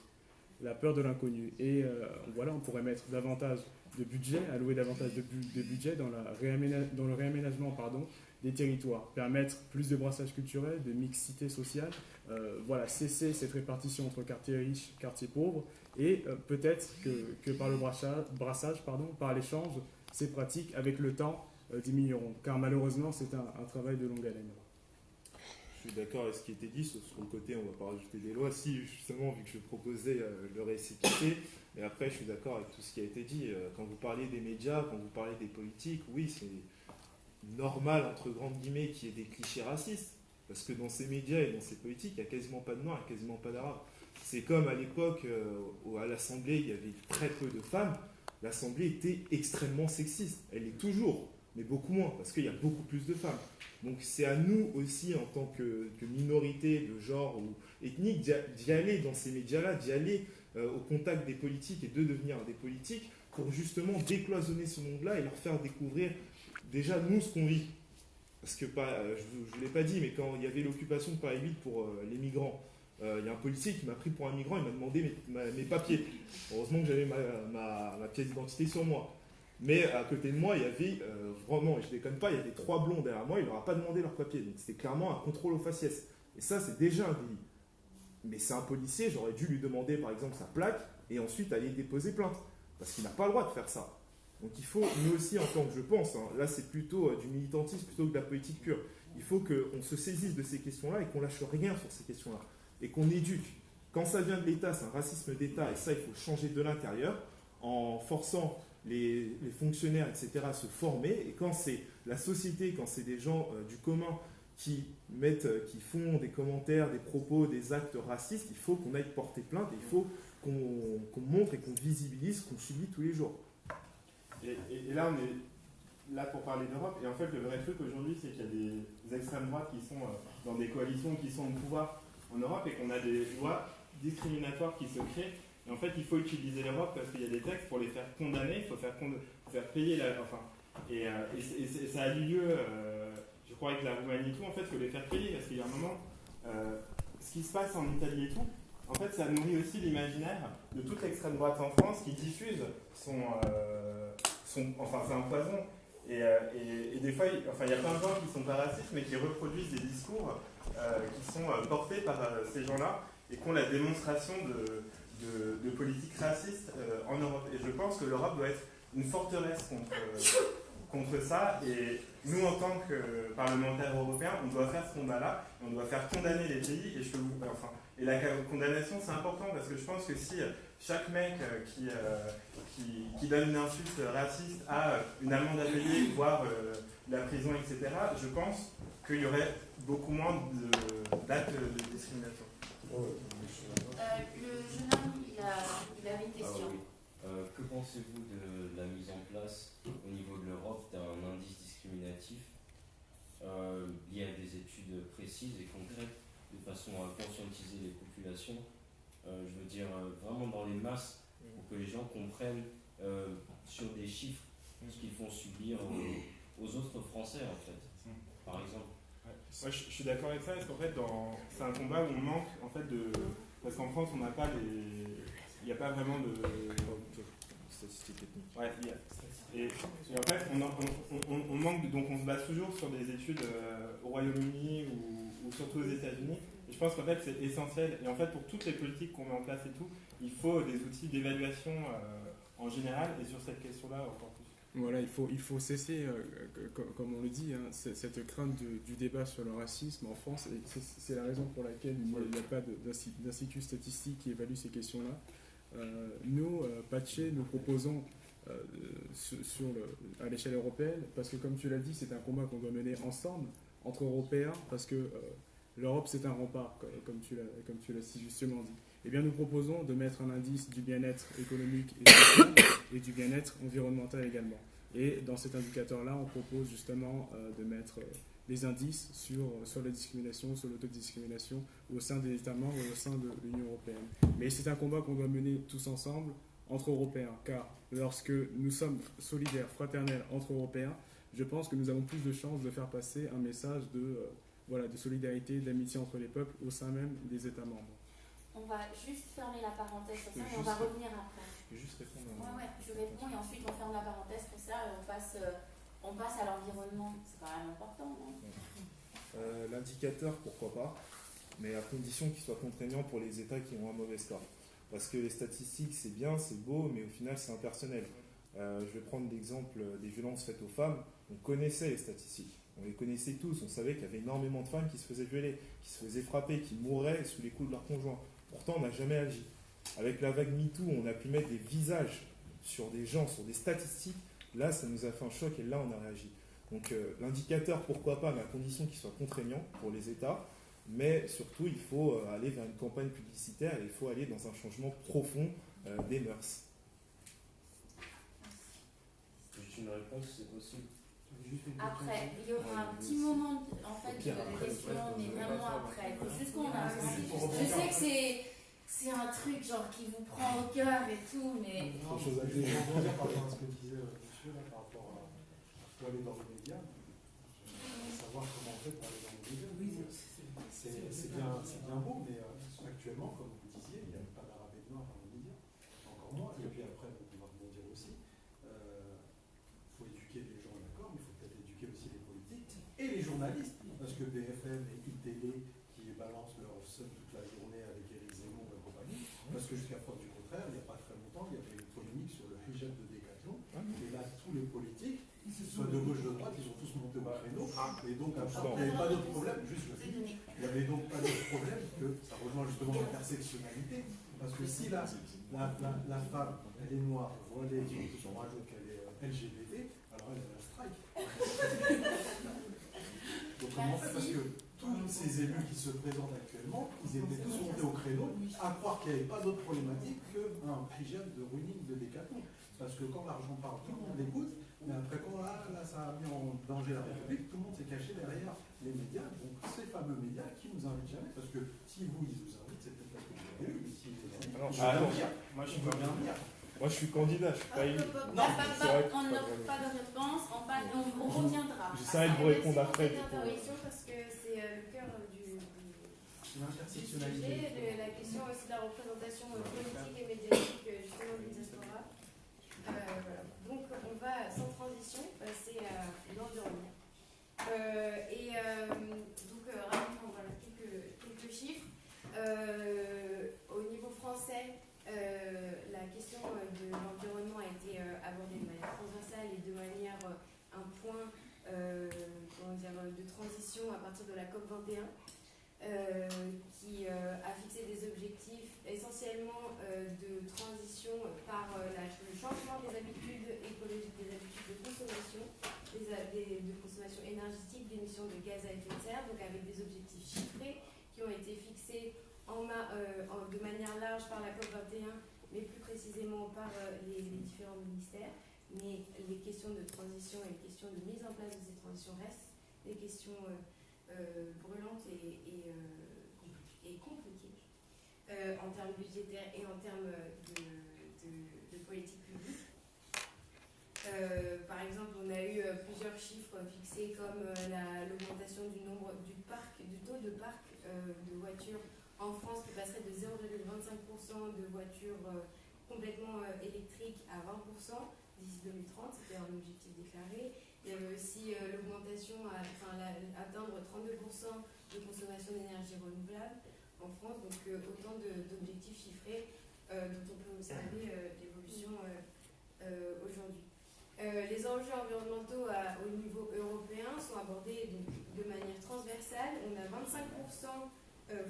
des fonds européens qui sont dédiés aux questions environnementales, quels que soient les engagements au niveau budgétaire, donc sur plusieurs plans, les plans de financement, les plans d'investissement budgétaire propres européens, et les accords de Paris, donc la COP21, déclarés comme des objectifs clairs et des objectifs auxquels l'Union européenne tient, et c'est pourquoi dans tous les traités entre l'Union européenne et des acteurs extérieurs, comme le Canada, comme le Japon, des clauses sont indiquées sur les questions environnementales.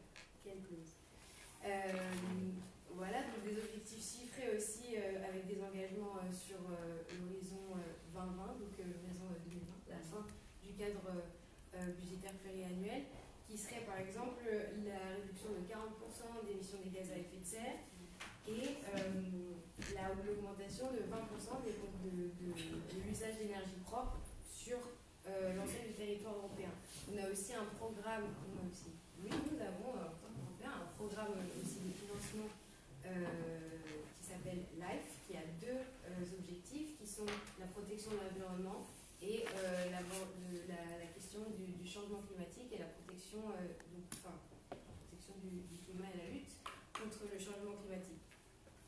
En termes budgétaires, ça se traduit à 25% du budget européen total. Tout à l'heure j'ai dit 20%, on a dit 25%, c'est 20% des fonds européens, on va dire ça, donc 25% du budget total qui se répartissent sur plusieurs angles, sur la recherche et le développement, sur les enjeux de bénévolat et même sur le programme Erasmus, qui ont tous des perspectives environnementales intégrées.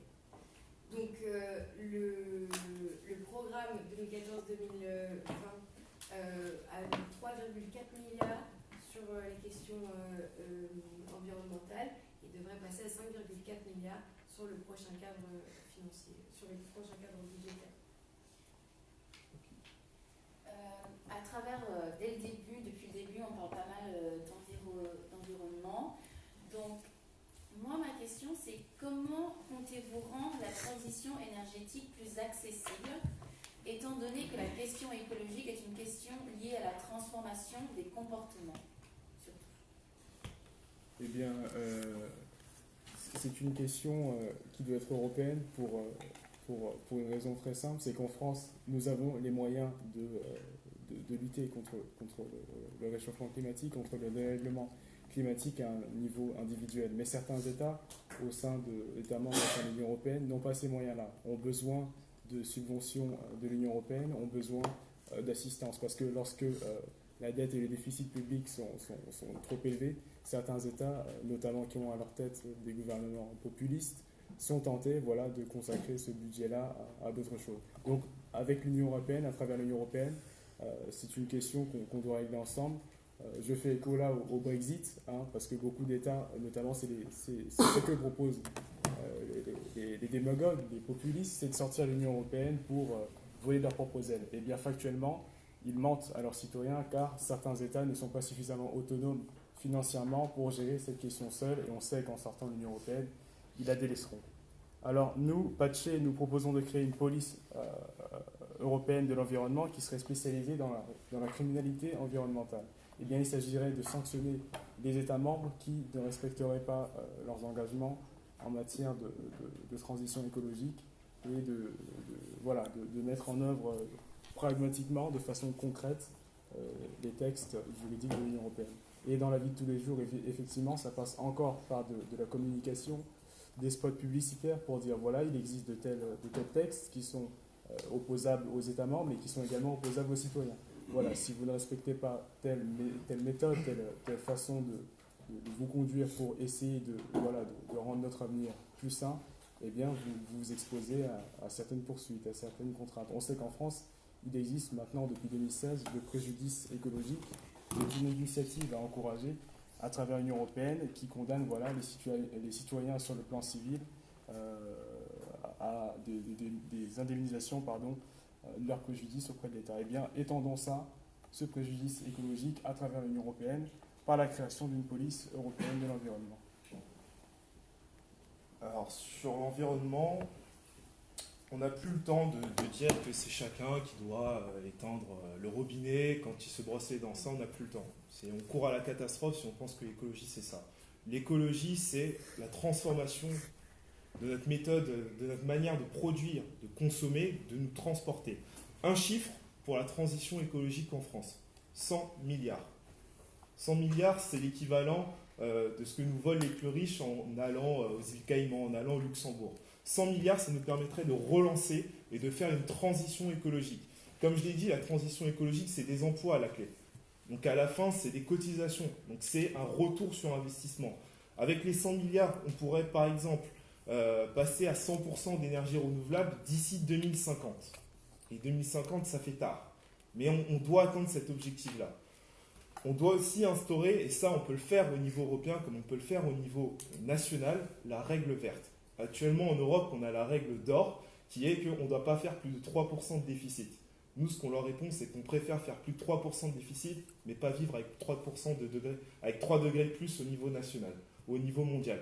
Donc ce qu'il faut faire, c'est mettre en place la règle verte. Et la règle verte, c'est de dire, on ne prend pas à la nature plus que ce qu'elle peut reconstituer. Un exemple simple, supposons que dans une forêt, sur un an, on peut couper 1000 arbres et que la forêt peut reconstituer 1000 arbres. Et bien on en coupe 1000, pas 1001 arbres. Donc ça, c'est des mesures concrètes qu'on peut faire à l'échelle européenne. On peut aussi privilégier, et on doit privilégier les circuits courts. C'est-à-dire qu'on consomme français et on produit français. Donc on fait des circuits courts. Le paysan de Seine-Saint-Denis, par exemple, l'agriculture en Seine-Saint-Denis, ce sera lui qu'on va passer les commandes au niveau national, au niveau de la Seine-Saint-Denis, pour les cantines scolaires. Donc supposons qu'en région de Seine-Saint-Denis, il y a plein d'agriculteurs, c'est à eux qu'on passe commande pour consommer localement. Et ça va permettre de relancer l'emploi parce qu'il va avoir beaucoup plus de commandes d'un coup, il va devoir recruter des personnes. Donc ça va relancer l'économie.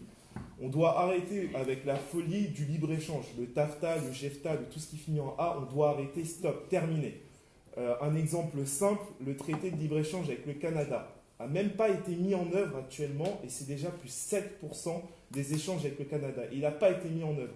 Et le Canada, c'est loin. Ça, en échange, c'est juste catastrophique pour la planète. Donc, à l'échelle européenne, on doit dire stop au libre-échange, on doit dire oui à la règle verte et prendre réellement en compte un investissement pour la transition écologique qui nous rapportera au final. Merci. 2 minutes. 2 minutes. Moi, je vais être un peu vulgaire, mais il faut arrêter de prendre les gens pour des cons. Parce qu'en vrai, les plus gros pollueurs, c'est les entreprises. Hors COP21, les entreprises sont exclues, c'est les États. Le transport maritime, qui est le plus gros pollueur, et les transports en général, sont exclus. L'agriculture, deuxième plus gros pollueur, exclu. Les océans, 60% de la planète, quand même, exclus. Donc il faut arrêter de prendre les gens pour les idiots. COP21, on prend des engagements et tout. On n'a même pas réussi là, pour nos engagements pour 2020, on n'arrivera pas à les tenir. En France, cette année, enfin en 2017, plus 3% d'émissions de gaz à effet de serre. Vous imaginez, sur 10 ans, ça fait plus 30%. Donc on a des engagements qui sont pris, et à côté, on a renoncement sur le glyphosate, renoncement sur le plastique, renoncement sur plein de choses, parce que à chaque fois, les entreprises. Donc il faut arrêter de prendre les gens. C'est pas l'individu de changer, c'est mettre la structure. Il y a eu la question de la taxe carbone. La taxe carbone, si on la met comme ça et tout, bien sûr, c'est injuste socialement. Ça a été mis en place dans les pays du Nord, où il y a eu en fait une adaptation des impôts, c'est-à-dire que les personnes qui devaient prendre leur voiture et tout, ils payaient plus l'essence, mais ils avaient des compensations dans les aides sociales, etc. Donc je pense que c'est un énorme enjeu. Il y a les 100 milliards d'investissement et tout. Et puis il faut penser que chaque politique mise en place doit la transversalité de l'écologie, elle est que sur le papier. Et quand on dit 20% de véhicules électriques, mais les véhicules électriques, c'est à base de minerais qui viennent à 80% de RDC. Et vous voyez le coût humain que ça a. Et c'est pas il n'y en aura pas dans 30 ans, il n'y en aura pas. Donc comment on fait? Et puis elles voyagent comment les moteurs, ils voyagent comment? Ils viennent en bateau, il faut quoi? Il faut du pétrole. Or du pétrole, peut-être que dans 10 ans, on n'en a plus. Donc il faut une transversalité dans toutes les choses. Et dernier truc, il faut de la résilience. Parce que moi, ce que je souhaite, c'est que ce qu'on appelle les pays en développement qui se développent, mais s'ils se développent, c'est comme une cocotte minute, ça ne va pas aller. Donc il faut que nous, on baisse. Donc c'est la résilience. Et c'est la transition énergétique, oui, mais aussi consommer moins d'énergie. Et dernier truc sur la règle verte, en fait, dans les grands aménagements, aujourd'hui, on nous vend les grands projets en disant on vous détruit 5000 arbres et on va en construire 6000 ailleurs. Mais en fait, la nature, c'est pas un truc qu'on déplace comme ça. Ce qu'on voit, c'est que ça ne marche pas. Donc attention à ce truc-là. Pour le coup, c'était pas ça, c'était Non, vraiment. oui, mais. Et voilà. Non, mais parce que je trouve qu'il y a un greenwashing qui est énorme, et c'est dommage qu'il soit parti, mais Place Publique, ils vont avec le Parti Socialiste Européen, qui ont permis quand même, aujourd'hui, il y a une coalition qui est socialiste et conservateur. S'ils ne sont pas là, il n'y a pas les conservateurs, ils n'ont pas le pouvoir, donc ils ont tout permis.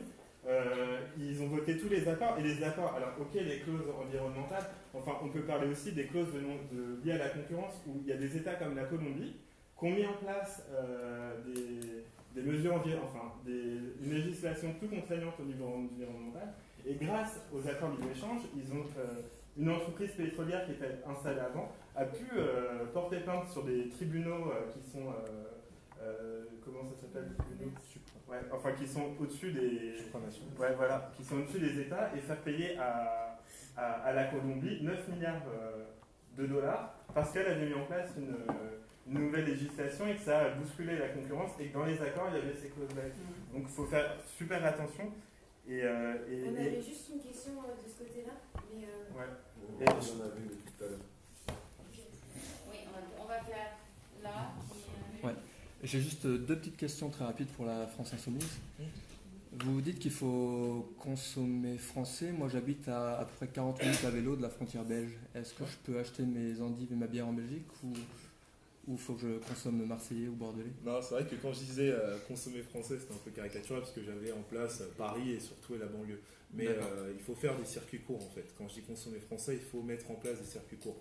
Donc si vous habitez vous habitez à côté de la frontière, si c'est à 40 minutes de chez vous, bon bah on ne doit pas taxer ça. Mais si on fait venir surtout pour la bière. à vélo, pardon. Mais si par exemple il y a des tomates qui viennent, je sais pas, du Chili, ça on les taxe. D'accord, on est d'accord avec ça. J'ai une deuxième question très rapide. Ouais. On partage plutôt les beaux discours sur l'environnement. J'arrive toujours pas à comprendre comment la France Insoumise ou son dirigeant peut continuer à soutenir un régime au Venezuela qui n'a jamais développé rien au niveau environnemental, qui est 100% basé sur l'exploitation du pétrole et qui met absolument rien en place. Comment vous pouvez rester à ce point amis avec vos beaux discours sur la démocratie aussi et les droits de l'homme, un régime qui, du point de vue environnemental, du point de vue démocratie, ne respecte rien? D'un point de vue je vais juste recentrer. Ici c'est l'Europe. Donc après, ça s'appelle de ces questions-là. C'est pas un leader politique qui a des grands discours sur les questions environnementales et sur les questions de droits de l'homme, et qui reste ami et qui reste un grand soutien d'un régime. Oui, ça peut avoir rapport d'autres. Mais c'est comme très lié à l'environnement aussi, parce que c'est un régime qui est 100% pétrole. Ils sont moins pires que les voisins libéraux. J'ai essayé ça. C'est une question qui a rien à voir avec ça. Si vous avez une question qui a rien à voir. Je m'adresse ni au parti Le PAC, ni à la France Insoumise, ni aux écologies les Verts, je sais pas quoi, ni aux travailleurs de l'Union Européenne ou des associés. On ne travaille pas pour l'Union Européenne. Mais des collaborateurs. Non, on n'est pas des collaborateurs non plus. D'accord. Mais en gros, je sais pas, moi je suis arrivé ici parce qu'on m'a dit diaspora vote. Donc depuis tout à l'heure, j'entends peut-être parler de diaspora belge, suédoise, portugaise ou européenne. Mais maintenant, si on est le message qu'on m'a passé, c'est de venir voir, c'est vrai, des candidats qui vont se présenter, mais pour faire avancer les diasporas par rapport à l'Union européenne. Parce que le problème, c'est l'économique. Si les pays africains, économiquement, seraient respectés, il n'y aurait pas de grands problèmes de racisme, de traverse la mer, je ne sais pas quoi. Donc maintenant, votre objectif, une fois que si vous êtes élu, comment est-ce que vous avez pensé à des moyens de faire avancer économiquement les diasporas qui sont là différentes en Europe pour qu'ils puissent faire avancer eux leur vrai boulot? Parce que les diasporas, elles sont là pour faire avancer ni l'écologie, ni le droit de je ne sais quoi, ni européen. On vient en Europe parce que c'est nos pays, si on y vit, on n'a pas le choix. C'est-à-dire concrètement, développer l'Afrique, quoi. Quels moyens les diasporas, qu'est-ce que vous apportez aux diasporas qui sont là en France pour qu'ils puissent faire avancer effectivement l'Afrique, pour que politiquement, l'environnement, écologiquement, et tout ce que vous voulez, presque tout ce qui pollue la Terre, bon, peut-être 40 ou 50% vient d'Afrique. Je vais juste. Maintenant, parce que je t'entends tout à l'heure, moi je pas contre vos trucs. Alors, mais si je t'ai pour une campagne européenne, proprement européenne. Est-ce qu'on peut les laisser répondre? Alors, mais par contre, brièvement, parce qu'après, il faut qu'on passe à l'autre partie. Oui, et très ensuite, brièvement. on Mais revient.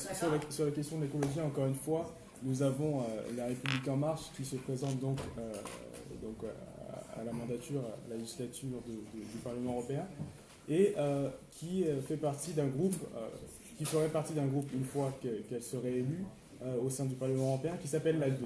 L'ADE qui est soutenue et financée par Monsanto Bayer, donc c'est le glyphosate. Donc à chaque fois que vous entendrez la République En Marche vous dire oui, nous nous prononçons pour l'écologie, sachant que derrière ils sont financés par le lobby qui pollue nos agricultures, eh bien on va dire très clairement, c'est du foutage de gueule. Pour vous répondre, monsieur, très brièvement, je ne pense pas qu'il y ait à scinder la population française en deux en disant oui, l'État va peut-être, je ne sais pas, est-ce que vous parlez d'une somme d'argent, donner de l'argent à la diaspora pour qu'elle aide en retour l'Afrique. Nous, ce que nous proposons, c'est que l'Union européenne s'adresse d'égal à égal avec les institutions communautaires africaines, donc l'OADA, l'Union africaine, pour qu'ensemble, elles puissent collaborer, améliorer respectivement les deux continents. Il faut savoir que l'Union européenne est le premier pourvoyeur d'aide, que ce soit humanitaire, que ce soit économique, au continent africain. Eh bien, maximisons ces échanges-là en s'adressant directement, non pas à des États, comme la France ou l'Allemagne, dont on sait qu'ils peuvent être décriés mais voilà, en s'adressant à des groupuscules, à des ensembles supranationaux, l'Union européenne et l'Union africaine. Vous avez au moins un petit pôle. Voilà. Très brièvement, de 1, aujourd'hui, en fait, on dit que l'Europe développe l'Afrique ou je sais pas quoi, donne de l'argent. En fait, c'est l'inverse. 1 euro envoyé en Afrique en aide, c'est 14 euros qui reviennent sur les dettes. Nous, on propose quoi? On propose de renégocier, voire d'annuler des dettes. C'est des dettes qui datent de l'époque coloniale, donc c'est une vraie question. Ensuite, c'est revoir tout ce qui a été les développements structurels, où on a fait en sorte qu'il n'y a pas d'impôts collectés en Afrique. Donc, comment on veut qu'il y ait l'investissement pour le futur, pour les gens et tout? Donc c'est revoir le système d'impôt. Ensuite, on parle d'écologie. Pourquoi la question écologique elle est ultra importante? Parce qu'il y a la question de la gestion des ressources et de qui a accès aux ressources. Et trouvez-moi un conflit en Afrique qui n'est pas lié à la gestion de la ressource. Parce que les conflits ethniques et tout, c'est du bullshit. Derrière, il y a toujours la question de l'accès à une ressource rare. Ok. Et dernier point, moi je travaille sur les questions de la faim. Quand on parle de relocaliser les systèmes alimentaires, ça veut dire quoi? Ça veut dire qu'aujourd'hui on fait de la nourriture pour 12 milliards de personnes et on n'arrive pas à en nourrir 6. Et je pense que l'Afrique elle est touchée par la question de la faim. Il y a des pays qui exportent du café qui font venir à 80% de la nourriture de Chine en étant dépendants de la variation des prix. On a vu en 2008 à Dakar x10 le prix du riz.